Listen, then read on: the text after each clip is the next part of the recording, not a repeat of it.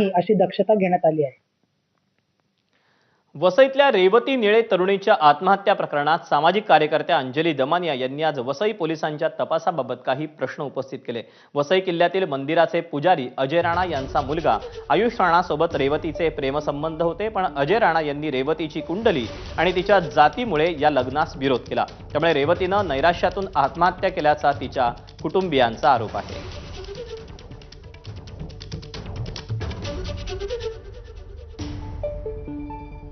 1.5 महिना झालाय, 1.5 महिना तो मुलगा आरामात कुठे फिरतोय माहित नाही।